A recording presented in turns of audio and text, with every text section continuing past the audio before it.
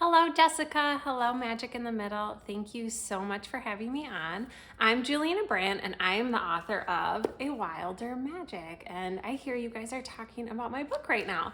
So, in my book, Sibylline Shaw lives in a very beautiful valley, but her valley is going to be flooded by the government.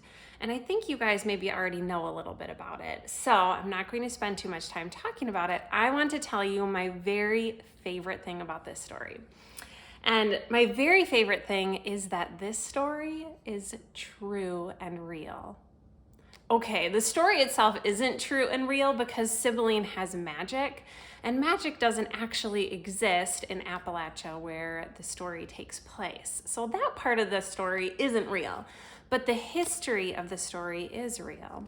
In Appalachia and in lots of places across the country, dams have been made and lots of valleys have been flooded, which means that all across the country, there are ghost towns that are hidden underneath lakes that were made because of the flooding of rivers, which I think is an absolutely fascinating part of history.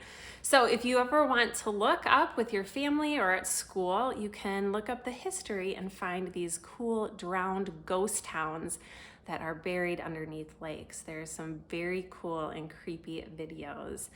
So underneath lakes, there will be homes and cemeteries and old movie theaters that they couldn't take out when they flooded, so they're just buried underneath miles and miles of water.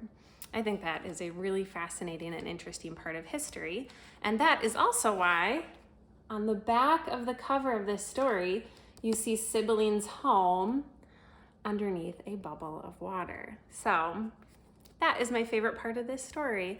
Thank you. I hope you enjoyed this story and learning about some of this history in the mountains. Bye.